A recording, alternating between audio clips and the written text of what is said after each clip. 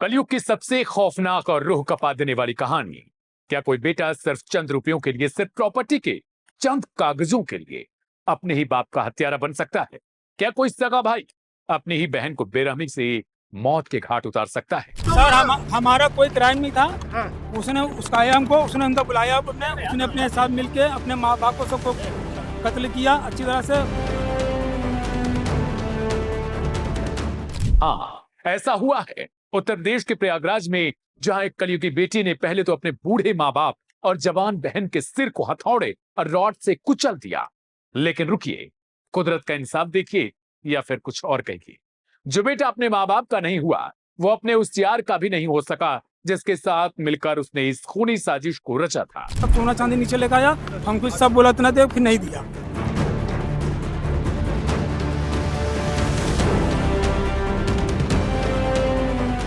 लालच का ऐसा अंधा खेल, जहां पहले 3 कत्ल हुए और फिर चौथा कत्ल उसी खून से सने हाथ ने कर दिया। आज रात हम आपको दिखाने जा रहे हैं प्रयागराज की वो मर्डर मिस्ट्री जिसने यूपी पुलिस के भी होश उड़ा दिए।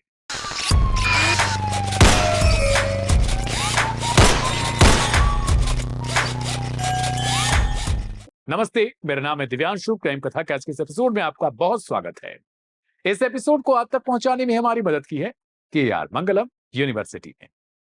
आइए आपको ले चलते हैं प्रयागराज के साउथ मलाका इलाके में। 31 मई की वो काली रात, वीरेंद्र वैश्य का घर, उनकी पत्नी अनीता और बेटी मीनाक्षी को अंदाजा भी नहीं था कि उनके घर का सबसे बड़ा नासूर यानी उनका बड़ा बेटा अभिषेक वैश्य मौत का सामान लेकर घर के दरवाजे पर खड़ा है। अभिषेक कर्ज में डूबा था। पिता ने उसे साल 2020 में अपनी करोड़ों की संपत्ति से बेदखल कर दिया था। बस यही नफरत उसके दिल में आग बनकर सुलगने लगी। उसने अपने साथ मिलाया अपने दोस्त शनि गुप्ता को, जो पास में ही समोसे कचौरी की दुकान लगाया करता था। रात के सन्नाटे में जैसे ही अभिषेक की बहन मीनाक्षी सीढ़ियों से नीचे उतरती है, दोनों दरिंदों ने लोहे की रॉड और हथौड़े से उसके सिर पर वार कर दिया। मीनाक्षी की चीख तक नहीं निकल पाई। इसके बाद ये दोनों हैवान लाश को घसीटते हुए ऊपर कमरे में ले गए, जहां बूढ़े माता पिता सो रहे थे। नींद में ही 70 साल के बुजुर्ग वीरेंद्र वैश्य और 65 साल की अनीता वैश्य के सिर पर ताबड़तोड़ वार किए गए। कमरा खून से लाल हो चुका था, कत्ल हो गया था, लेकिन अब बारी थी पुलिस की आंखों में धूल झोंकने की। अभिषेक वैश्य शातिर था। उसने अपने सगे भाई अश्विनी, जैसे बंटी कहते हैं और जो पहले से जेल में है, उसे फंसाने की साजिश रची। उसने एक गत्ते पर लिखा, बंटी बबली और बहू ने मारा। इतना ही नहीं, लाशों से बदबू ना आए और फॉरेंसिक टीम को कोई फिंगरप्रिंट ना मिले, इसके लिए इन दोनों ने लाशों को और पूरे कमरे में टॉयलेट क्लीनर, ब्लीचिंग पाउडर और हल्दी छिड़क दी। उन्हें लगा कि वो बच निकलेंगे, लेकिन वो कहते हैं ना कि कानून के हाथ बहुत लंबे होते हैं। पुलिस को 2 जून को बदबू आने के बाद लाशें मिली थी। पहले 3 लाशें ऊपर मिली। पुलिस को लगा कि बेटा अभिषेक फरार है, लेकिन जब पुलिस ने नीचे बंद पड़ी दुकान का ताला तोड़ा तो वहां अभिषेक वैश्य की भी लाश पड़ी थी। अब पुलिस हैरान थी कि अगर अभिषेक ने कत्ल किया तो अभिषेक को किसने मारा। तभी एंट्री होती है तीसरी आंख की, यानी सीसीटीवी कैमरे की। पुलिस ने जब इलाके में सीसीटीवी फुटेज खंगाले तो होश उड़ाने वाले खुलासे हो गए। सीसीटीवी में साफ दिखा कि कत्ल की रात अभिषेक वैश्य और शनि गुप्ता साथ थे, लेकिन सुबह के वक्त सिर्फ शनि गुप्ता अकेले दुकान से बाहर निकल रहा था। उसके हाथ में एक भारी बैग था। पुलिस का शक यकीन में तब्दील हो गया। शनि गुप्ता को उठाया गया और जब पुलिसिया अंदाज में पूछताछ हुई तो उसने वो कबूल किया। उसे सुनकर आपकी रोंगटे खड़े हो जाएंगे। साउथ मलाका में थाना कोतवाली एरिया में एक ही परिवार के 4 लोगों की हत्या हुई थी। उसमें 12 घंटे में पुलिस ने सफल अनावरण किया है और इसमें सनी गुप्ता नाम का अभियुक्त अरेस्ट हुआ है। उसके कब्जे से लगभग 1 किलोग्राम सोना और 360 ग्राम चांदी बरामद की है और उसमें तथ्य यह सामने आया है कि पुलिस की जांच में कि अभिषेक जो बेटा है उसको वीरेंद्र वैश्य और उसकी बीवी ने अपनी संपत्ति से बेदखल कर दिया था और अभिषेक वैश्य कर्ज में परेशान रहता था और थोड़ा सा अय्यास टाइप का आदमी था और गलत कामों में भी इन्वॉल्व था, इसलिए उसको पैसे की जरूरत रहती थी, लेकिन उसका फादर उसको पैसे नहीं देता था। इसी को लेकर के बाप से लड़ता रहता था हमेशा, हालांकि बाप उसको 1 रुपया भी नहीं देता था और आपस में लड़ाई होती थी। इसी को लेकर के अभिषेक और सनी गुप्ता ने प्लान किया कि 31 तारीख को 3 बजे सनी गुप्ता को अभिषेक ने बुलाया रॉड के साथ और बियर एंड आदि के साथ, और दोनों ने प्लान करके अपने पहले अभिषेक ने अपने माँ बाप को और बहन को मारा और उसके बाद पूरा सामान जो गहना आदि चोरी और लूट ले लिया और नीचे आने के बाद इन्होंने अपनी दुकान पे आके बैठ गए और बंटवारा करने लगे। तो वहां पर दोनों के बीच विवाद हुआ आधे आधे सामान को लेकर के। उसमें सनी गुप्ता ने फिर अभिषेक को भी मार दिया, ये सोचते हुए कि जो माँ बाप को मार सकता है वो मेरे साथ कैसे ईमानदार रहेगा, मुझे भी मरवा सकता है। तो इसलिए सनी गुप्ता ने जो है अभिषेक को भी मार दिया और उसके बाद वहां से वो चला गया सभी ताले वाले लगा करके।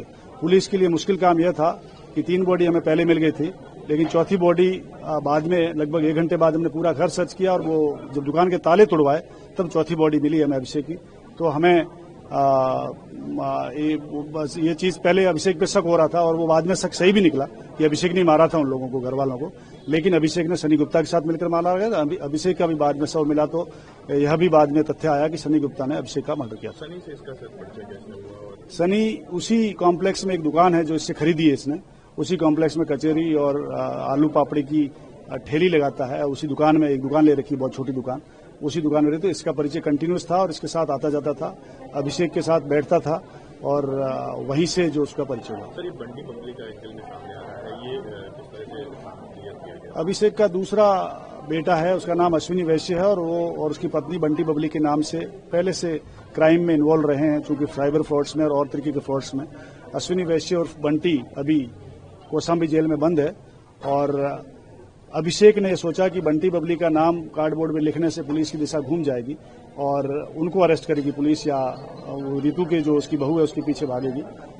इसलिए उसने जो है कार्डबोर्ड पे और जो दीवार है उस पर बहू और बेटा आदि शब्द लिखे, लेकिन सीसीटीवी और सर्वेलांस के माध्यम से हमने सही आरोपी को पकड़ा और उसके बरामदगी उसकी जो है 100% बरामदगी गहनों की हमने करी।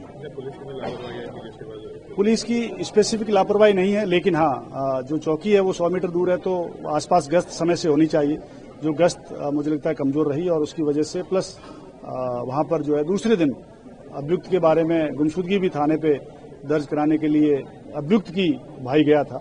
तो अगर यह जो चौकी इंचार्ज और एसएसआई कोतवाली है टाइम से एक्ट करते तो घटना तो नहीं रोकी जा सकती, लेकिन घटनाक्रम को पहले खुलासा हो सकता था इसका। सीसीटीवी इसमें मुख्य रूप से सामने आया। तो जो एसएसआई कोतवाली है मुलायम सिंह यादव, उसको सस्पेंड किया है और प्रभारी चौकी इंचार्ज रोहित गौड़। सर हमारा कोई क्राइम नहीं था। उसने उसका आया हमको, उसने हमको बुलाया, उसने अपने साथ मिलके अपने माँ बाप को सबको कत्ल किया अच्छी तरह से, सब सोना चांदी नीचे लेकर आया, हमको सब बोला इतना दे, फिर नहीं दिया। तो देखा आपने, जो बेटा अपने बूढ़े माँ बाप का वफादार नहीं हुआ, जो बेटा अपनी सगी बहन का सगा नहीं हुआ, वो भला एक लालची दोस्त का सगा कैसे होता। 1.5 करोड़ रुपए के सोने चांदी के जेवरात और कैश के बंटवारे को लेकर दोनों में विवाद हो गया और शनि गुप्ता ने सोचा कि जो अपने माँ बाप को मार सकता है वो मुझे भी मार देगा, और उसने उसी लोहे की रॉड से अभिषेक का भी काम तमाम कर दिया। लालच, नफरत और बेइंतहा कर्ज ने एक हंसते खेलते परिवार को शमशान बना दिया। बेटा लाश बन गया, माँ बाप और बहन दुनिया छोड़ गए और दोस्त अब सलाखों के पीछे अपनी जिंदगी की आखिरी सांसें गिनेगा। प्रयागराज के सामूहिक हत्याकांड ने समाज के सामने एक बड़ा सवाल छोड़ दिया कि क्या रिश्तों की अहमियत अब सिर्फ दौलत तय करेगी। अब हम आपको बताते हैं कि आखिर जो छोटा बेटा था जिसको आपने सुना बंटी के नाम से, वो कहां है। दरअसल वो भी जेल जा चुका है। कुछ साल पहले ही बंटी ने लव मैरिज की थी और जिस लड़की के साथ लव मैरिज किया वो दोनों मिलकर यहां बैठकर विदेशों में फ्रॉड कर रहे थे। वो दोनों गिरफ्तार हो गए थे और कुछ साल पहले ही वो जेल जा चुके हैं। और इसीलिए अभिषेक ने सोचा कि वो अगर अपने इन्हीं दोनों, यानी जो उनका छोटा भाई है, भाभी है, उन सबको अगर फंसा देगा तो पुलिस वहां पहुंचेगी और उन्हें गिरफ्तार किया जाएगा जो पहले से गिरफ्तार है। क्राइम केस सनसनीखेज रिपोर्ट में आज के लिए बस इतना ही। देखते रहिए हमारा शो क्राइम कथा। नमस्ते, शुभ रात्रि, शुक्रिया।